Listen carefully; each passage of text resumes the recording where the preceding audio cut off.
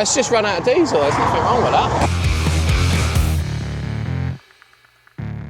Hello everyone and welcome back to another Auto Alex video. Today I thought I'd just mix things up a little bit and just do a bit of a kind of review of my daily driver. This is my BMW F11. We thought we'd switch it up a little bit and just change locations, you know, so we are on a live dual carriageway on the hard shoulder. As you can see, the indicators illuminate. Why are we doing it here? This is dangerous, let's go! We could go, or we could just stay here and wait for a trailer, because you see, the engine CZ'd itself. I was going round and it just went boom.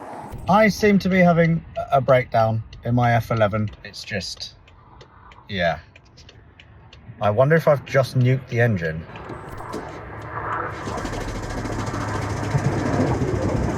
That's not seized though. It's not seized, but something is very, very broken. Anyway, shall we just wait for Taylor with the trailer?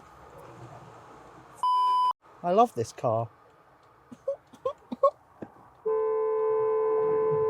Alright, fella. Oh, fella, how we doing? I'm alright, you alright? I'm alright. What have you done? I thought I would just start an impromptu car meet here. Oh, okay, nice. You Yeah, know, yeah, I'm good just scouting location. locations though. Great transport links. Yeah, yeah. Yes, F11, kaput. What actually happened? So there's a sign, a little light illuminated on the dashboard that said refill with 1 litre of oil, and I was like, all right, I'll do that when I get to the unit. Did it say that yesterday? So I'm getting a phone call. So what you're saying is you ignored the oil level signal for a couple of days. You went around the corner really fast, starved it of oil, and now it's blown up. Pretty much. So it's not even the car's fault. It is the car's fault because it said 1 litre, and it said that to me yesterday. It's fine. See, it's fine. Yeah, yeah. And it was serviced 175,000 miles. What's it on now? 190,000 miles. Oh my God. Oh, wait. Oh. Ah.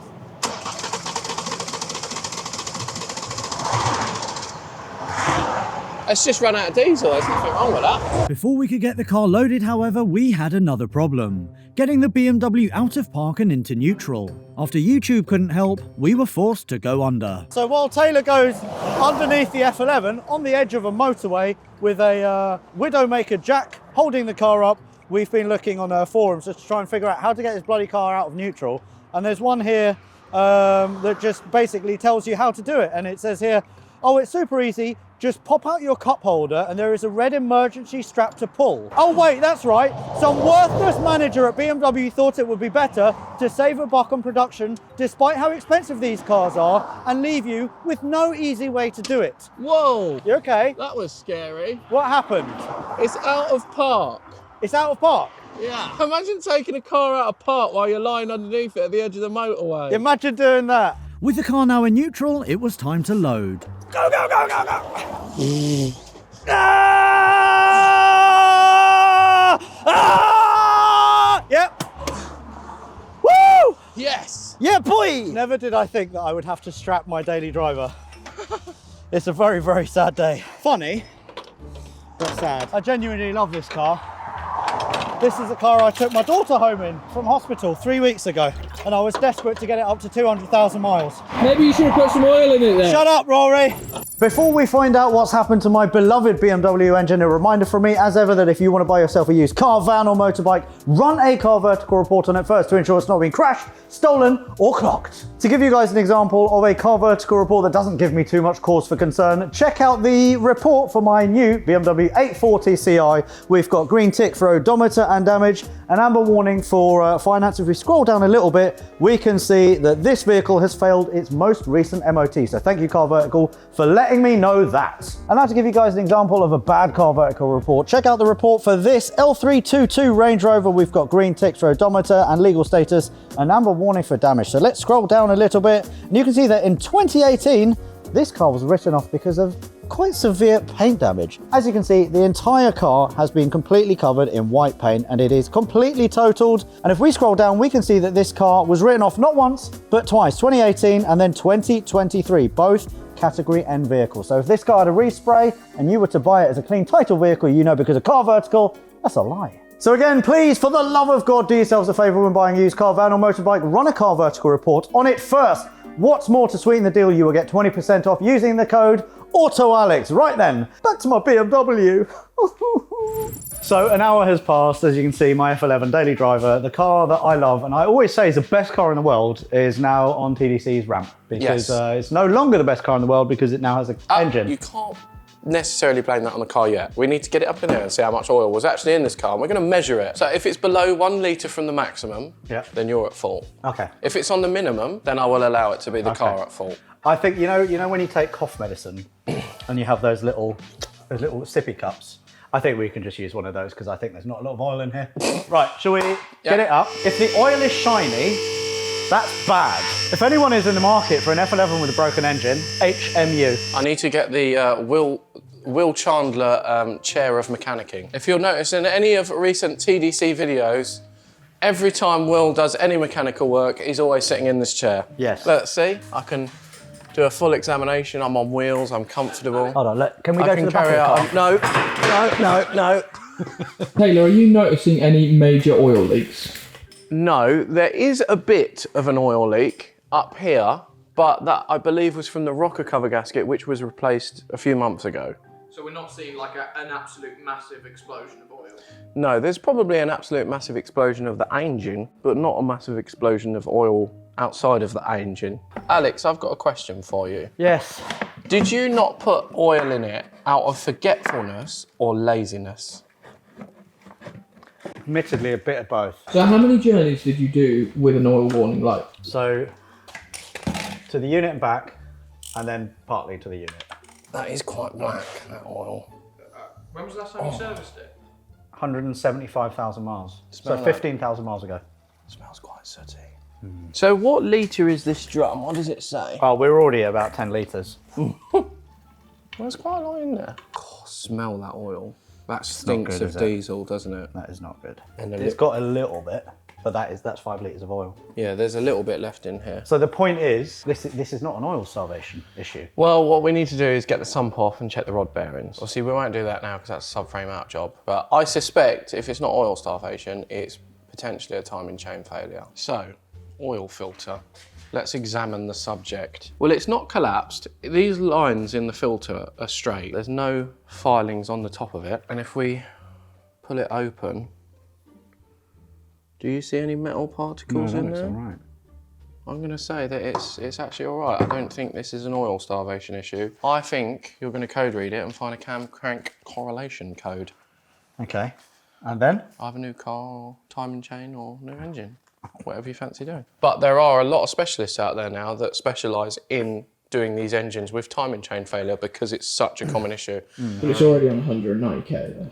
It is, but it's already had a chain. But again, if they'd fitted a cheap timing chain kit to it, I have known them to fail again quite prematurely. Which, I mean, let's be honest, the man bought it from auction, the dealer bought it from auction cheap. He probably would have put a cheap chain bits on it, and he's not a BMW specialist. No. So why would he bother? He wants to get rid of this car quite quickly. Yeah, so I'd assume it's probably had a cheap chain kit on it. Probably. Yeah. So let's code read it, see if there is a fault in there, Okay. and then we'll know.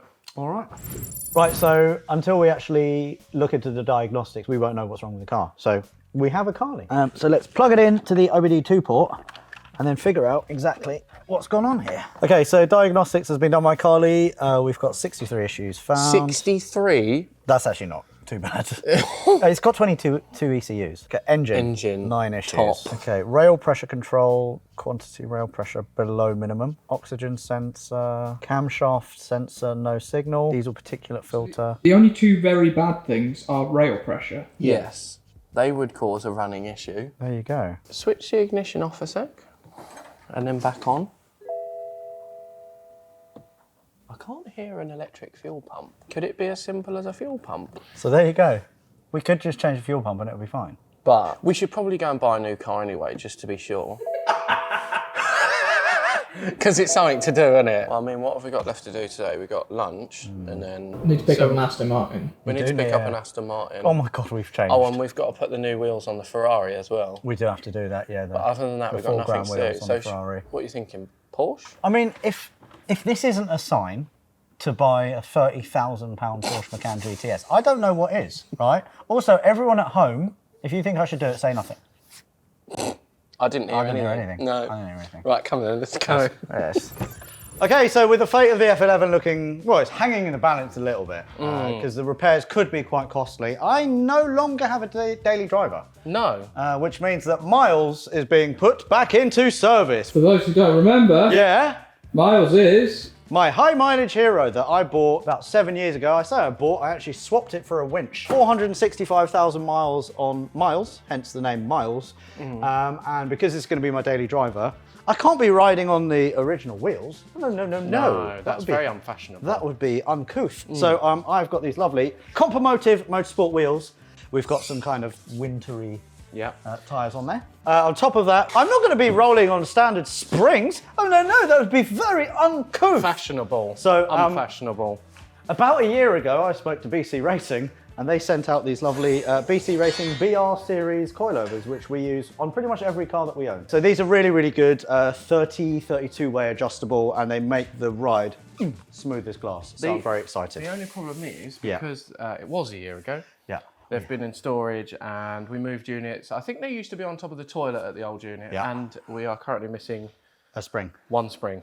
Yes. But we will find that spring, and this car, by the end of this video, will look the bollocks. And then I'm going to drive Miles home tonight, back into the ULEZ zone. And this will be your daily driver. You're going to reinstate him as your daily driver, and Yes. then you might be able to reclaim the title of King of the Shitboxes. And that's because on a recent Auto Alex podcast, this happened. Alex is no longer the king of the shitbox. You shut your mouth, Rory. I'll tell you what, if you think you're King of the Shitboxes, Yeah. daily, one of your shitboxes for a month. Oh. Solid. Yeah, which one would you pick? You choose. Oh, there you go. That's shut I'm you going up. to choose one. Go on then. Miles. Fine. Daily miles for a month, solid. If I drive Miles as a daily driver, what does that prove? What do I It get proves in that return? you're the King of the Shitboxes. Okay, so Yeah. you are stripping me of my own title. I'm stripping Yes. you of the title. So for 1 month, I have to drive Miles. Yeah. So I've already removed all of the rear suspension, Rory. That took me about 5 or 6 minutes. I've got one bolt here. I've got little wire to pull off here, and then a bolt at the top, and then all of this should come out as well. So hopefully this will be a nice, easy job. If said spring cannot be found, can we just get an angle grinder and just cut down? Yeah, we on give that one a short back and sides. Yeah. That'd be I'll fine. look anyway. I'll just. We don't, usually encourage this kind of But we will though, right? material, but We will though. in yeah? an emergency situation, We will do that. Yeah.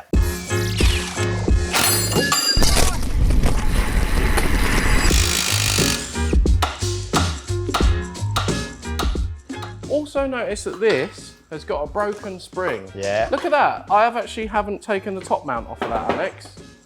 The spring was just sat against the body of the car. So this is a good job we're doing this, then. Yes. 100%. Honey P! I did not expect to be doing this on a whatever day it is evening.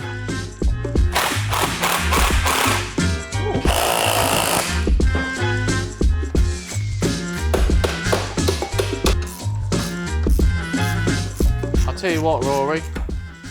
These ain't half nice to fit. They don't make them like they used to. Now you've got about 10 million suspension arms. It takes you 10 hours. On, in. Are we already at wheels? We're already at wheels, Rory. It's been all of about 20 minutes. Yeah? This looks the bollocks! Oh my goodness. Sorry, I'm just excited. I popped. But in what, 20 minutes, half an hour, Yeah. Miles has had one hell of a glow up, new suspension, BC Racing coilovers, and the Compomotive wheels. He looks the bollocks. I'm so happy. We've Yeah. had fun. This is the first time we've done a load of mechanical work like this in a while, Yeah. and it's been really easy. And it's out of working hours as well. It is, yeah. Yeah. We should ask our boss for pay rise. Rory, I'm working time and a half. Pay me money! All right, go buy Porsche Macan Oh my God, that does stink. It does, That sorry. Really, yeah, Jesus. sorry. All right, so Miles, let's get him down on the ground and let's see how he sits. I'm excited already. These look so good. Look at Miles, everyone. Look at my new daily driver. Your new old daily driver. My new old daily driver. New yeah. old, Yeah. yeah. Right, I've got an idea. Why don't we fill up, go to the Nürburgring, do a lap, come back, see if we can do it in one day on one tank of diesel. Good idea. Should we do it? Yeah, yeah. Should we crack on? Rory, you're not busy, are you? No, You don't have a wedding to go to, do you? not a holiday. I'm going to Dublin. Are you? Yeah. Oh, when you go to Dublin, when you go to a bar, say, you must be Irish because my penis is doubling. Disgusting!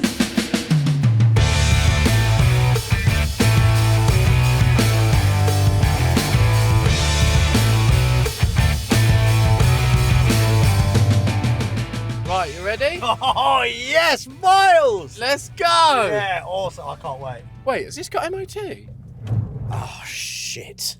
But fear not, because Miles is now booked in for an MOT next week, after which he'll be put to good use as my temporary daily driver. As for the BMW 530d, it's genuinely the best car I've ever owned. But this breakdown has put things into perspective, and that is that a car with 190,000 miles on the clock is very likely going to need more maintenance more often. And while I, and probably you, consider breaking down a way of life, having a baby in the back at the side of the road is not something I want to risk. Especially when you consider that had my 530d broken down literally 1 mile sooner, I would have been stranded on a live lane of the not-so-smart M4 Smart motorway. So I'll be looking for a new daily driver that meets my requirements of dad and dog life, long journeys, occasional towing, and being economical and fun to drive. I have a few cars in mind, but would love to know your thoughts below.